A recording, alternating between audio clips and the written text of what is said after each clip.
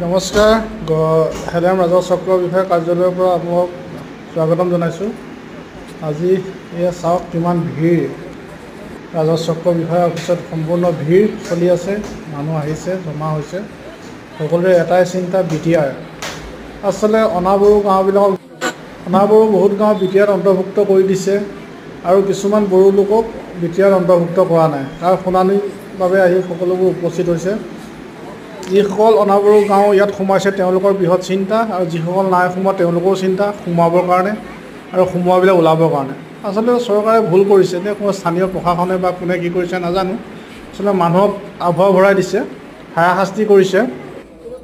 অনাবড়ো গাঁওসকল BTRত অন্তৰ্ভুক্ত কৰি BTR ওদালগুৰি জিলাৰ পৰা আৰু আমাৰ বিশ্বনাথ জিলাৰ নিৰ্বাচনী বিষয়া আহি পাইছে ইয়াত।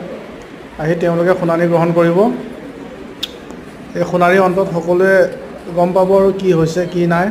তেওঁলোকে চক্ৰ বিষয়া বাইদেউ কাৰ্যালয়ত সোমাই গৈছে আৰু মানুহ বহুত স্তম্ভিত হৈ আছে। গোটেই ৰাইজ জমা হৈ গৈছে, সম্পূৰ্ণ গাঁৱৰ ৰাইজ উঠি আহিছে। বড়ো আৰু অনাবড়ো সকলো লোক আহি উপস্থিত হৈছেহি। বড়োসকলে ভাবিছে আমি সোমাওঁ আৰু অনাবড়োসকলে ভাবিছে আমি ওলাওঁ। এনেকৈ অন্তত সকলোৱে টেনশ্যন কি হয় নাজানো। আমি সকলোৱে চৰকাৰ প্ৰশাসনকে ধিক্কাৰ দিছে যাতে কিয় অনাবড়ো গাঁওবিলাক BTR